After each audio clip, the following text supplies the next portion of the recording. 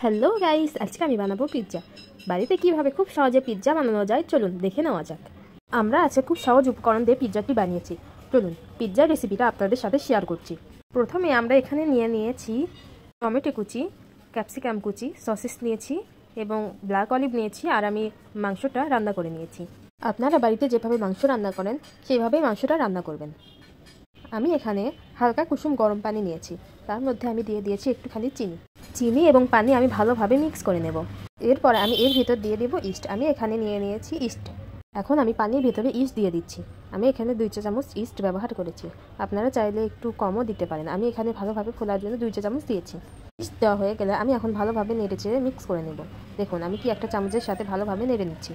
ভালোভাবে মিক্স করে নেওয়ার পর আমি এখানে 10 মিনিটের জন্য রেস্টে রেখে দিয়েছিলাম। দেখুন ইস্টটা আমাদের অ্যাক্টিভ হওয়ার জন্য এখানে রেখে দিতে হবে। ইস্ট কীরকম ফুলে উঠেছে আপনারাই দেখুন, আমাদের তার মানে ইস্টটা অ্যাক্টিভ হয়ে গেছে। এখন আমরা ইস্টের ভিতর দিয়ে দেবো আটা। আমি এখানে আমার পরিমাণ মতো আটা ব্যবহার করছি, আপনারা যতগুলো পিৎজা বানাবেন সেই রকম আটা দিয়ে দিবেন। আমি এখানে হাতের সাহায্যে আটার সাথে ইস্ট ভালোভাবে মেখে নিচ্ছি। আটা এবং ইস্ট ভালোভাবে মেখে নিয়ে আমরা একটা ডো বেনে নেব। ভালোভাবে ডো বানানো হয়ে গেলে আমরা ডোটা রেখে দিব 10 মিনিটের জন্য রেস্টে। আটার ওপরে আমি একটু তেল দিয়ে নিচ্ছি। তেল দিয়ে ভালোভাবে একটু মেখে আমরা রেস্টে রেখে দেবো। আমি এখানে হাতের সাহায্যে ভালোভাবে মেখে নিচ্ছি, আপনারা আমার ভিডিও দেখে এরকম বানাবেন।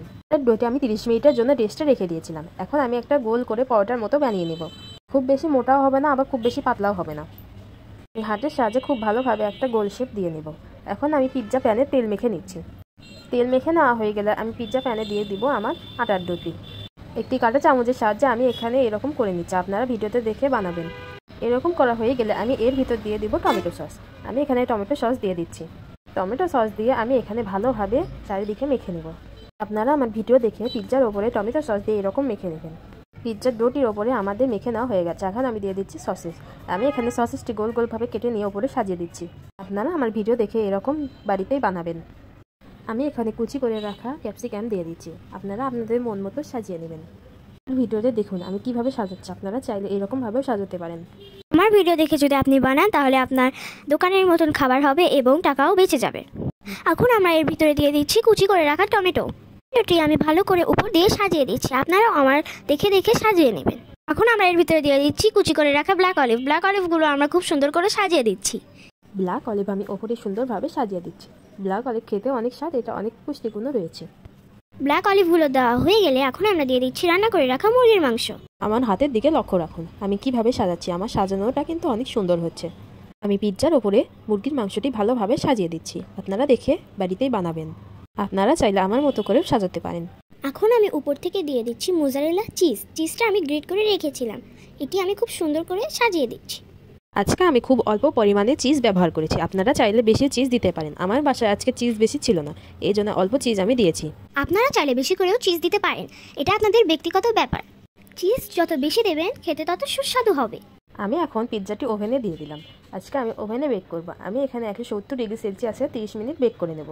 আমি এখানে ওভেনে দিয়ে নিচ্ছি। ওভেনে পিৎজাটি দিয়ে আমি এখানে চালু করে দিলাম। আমাদের পিৎজা রেডি হয়ে যাবে 30 মিনিট পর। দেখুন আমাদের পিৎজাটি কত সুন্দর লাগছে। বাড়িতে বেনে খেলে আপনাদের খুব সুস্বাদু লাগবে এবং টাকাও বেঁচে যাবে। বাড়িতেই আপনারা আমাদের মতন ট্রাই করে দেখবেন। 30 মিনিট পর আমি পিৎজাটি বের করেছি। দেখুন আমাদের পিৎজাটি কত সুন্দর হয়েছে এবং কত সুন্দর ফুলেছে। আমি এখানে পিৎজা কাটার দিয়ে পিৎজাটি কেটে নেব।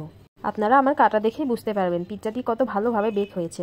আমরা এখন পিৎজা কাটার দিয়ে পিৎজাটি কেটে নিচ্ছি। পিৎজাটি দেখেই বোঝা যাচ্ছে অনেক সুস্বাদু হয়েছে খেতে। পিৎজাটি আমরা ভালোভাবে কেটে নিচ্ছি। এখন আমাদের পিৎজাটি কেটে নেওয়া হয়ে গেছে। এই যে দেখুন কত সুন্দর হয়েছে আমার যে পিৎজাটি। সো গাইস আজ এই পর্যন্তই। ভালো থাকবেন, সুস্থ থাকবেন এবং লাইক কমেন্ট শেয়ার করতে ভুলবেন না। আমাদের পাশে থেকে আমাদের সাবস্ক্রাইব করে বেল আইকনটি বাজিয়ে দেন। সো গাইস আজ এই পর্যন্তই। সুস্থ থাকবেন, ভালো থাকবেন, আল্লাহ হাফেজ।